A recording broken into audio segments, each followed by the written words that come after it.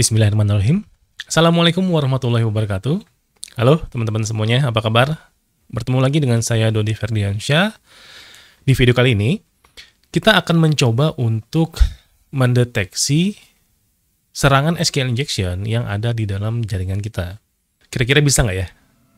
Nah, buat yang penasaran, tonton video ini sampai dengan selesai. Yuk!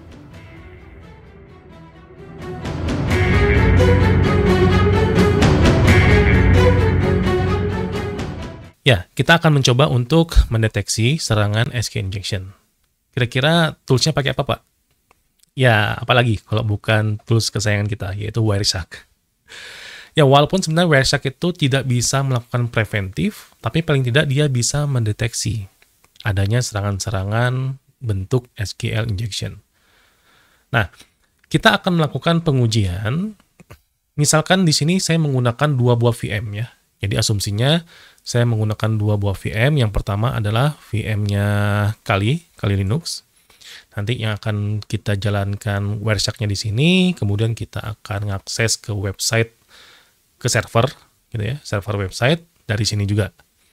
Nah, untuk server website-nya yang akan kita serang itu adalah aplikasi bweb. Nah, untuk bweb-nya sendiri akan diinstal di sini, di VM yang kedua di sini. Nah, untuk servernya, server bweb-nya itu dia ada di IP ini, ya, 192.168.40.144 prefix 24. Nah, kita catat ini. Kemudian, setelah kita membuat skenario-nya, kita akan coba dulu untuk mengakses aplikasi bweb-nya. Oke, ini sudah terbuka aplikasinya, kemudian kita sudah login, kemudian kita pilih yang misalkan SQL injection. Ya, ini untuk uji coba aja ya. Kita coba dulu misalkan Oke, atau kita search aja langsung ini listnya ya, list dari film-filmnya yang muncul di sini. Kemudian kita siapkan Wireshark. Ya, kita akan capture paketnya di ETH0.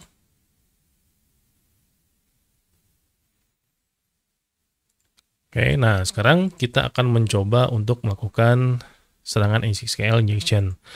Seperti biasa, kita gunakan tanda petik misalkan, kemudian kita gunakan perintah order misalkan ya.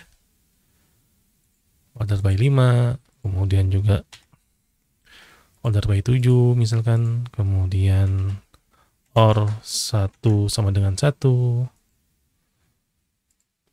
Ya, atau misalkan kita gunakan main union select misalkan ya, untuk menampilkan isi database-nya. Ya, ini contohnya untuk isi database yang ada di server. Nah, kemudian kita stop dulu. Nah, ini ada beberapa paket yang berhasil di-capture. Jadi kita bisa lihat di sini ada 131 paket. Nah, untuk mendeteksi, yang pertama ya, kita akan mendeteksi serangan SQL injection itu. Kita coba cek yang HTTP dulu.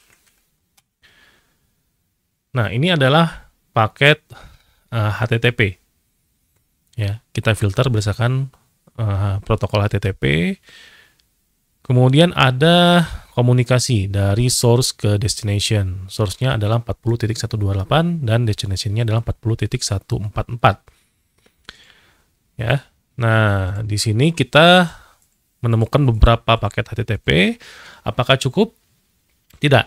Nah, kita ingin perkecil lagi hasil filteringnya. Maka saya gunakan perintah atau filternya itu adalah http://request.uri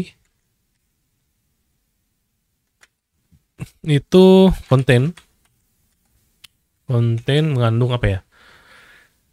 Mengandung kira-kira kata kunci apa saja yang bisa digunakan dalam serangan SQL injection.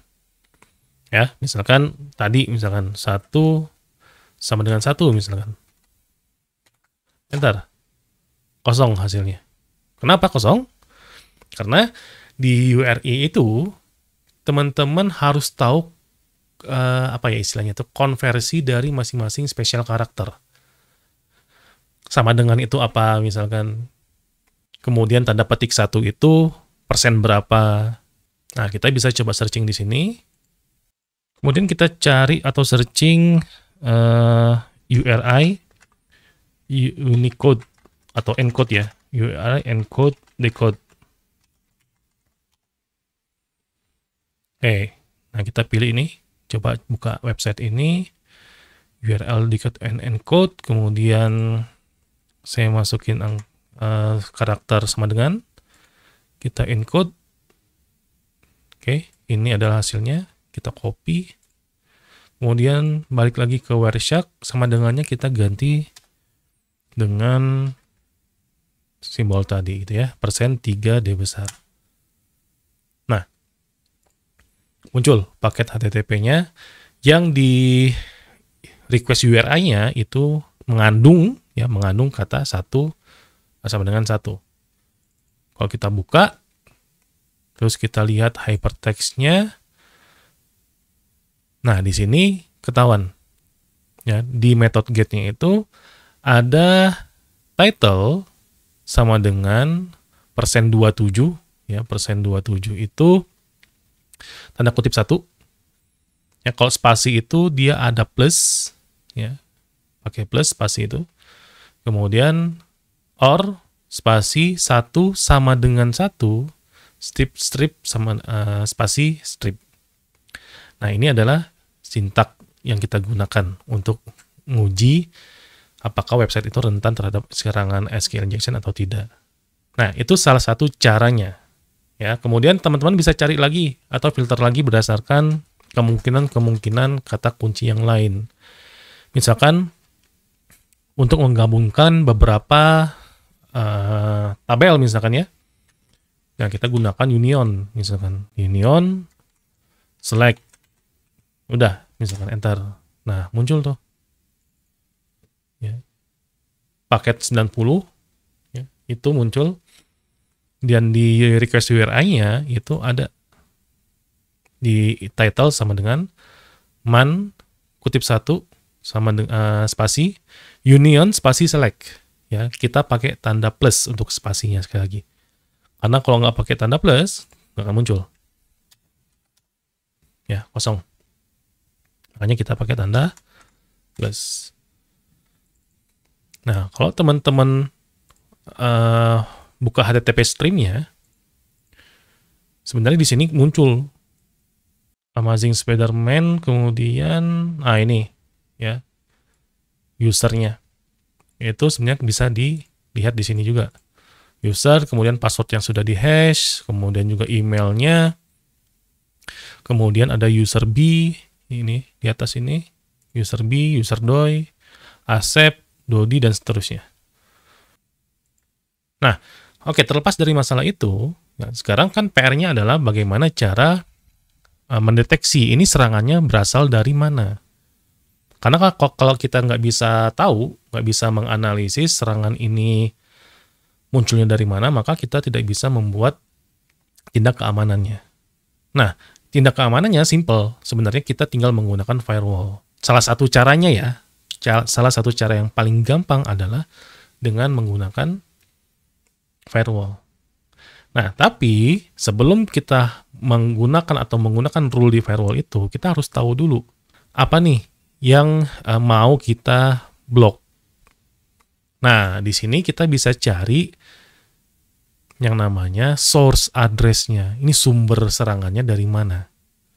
Nah, maka kita bisa cari tadi dengan menggunakan http .request, kemudian content ini. Nah, di source-nya kita bisa copy nih, 192.168.40.128. Artinya, IP ini atau alamat ini merupakan alamat si penyerang. Maka kita tinggal buka di firewall Linux-nya, di servernya, atau di router. Kemudian kita buat rule untuk ngedrop atau ngeblok semua request dari IP ini. Nah, gimana cara membuat rule-nya? Bagi yang penasaran, tulis di kolom komentar. Nanti kita akan bahas nih kalau misalkan banyak yang minat. Oke?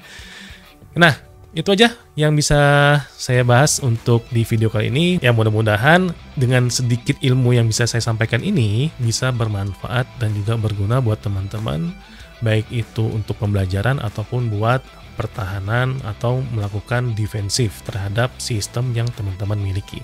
Kalau menurut teman-teman konten seperti ini seru, tulis di kolom komentar, terus share video ini sebanyak mungkin, dan juga jangan lupa subscribe channel ini. Ya, nanti kita akan coba buat skenario-skenario pengujian yang lainnya, supaya teman-teman bisa paham cara kerja sistem pertahanan yang ada di dunia security. Makasih buat semua teman-teman yang terus support channel ini. Kita ketemu lagi di video-video berikutnya. Tetap sehat, keep secure. Assalamualaikum warahmatullahi wabarakatuh.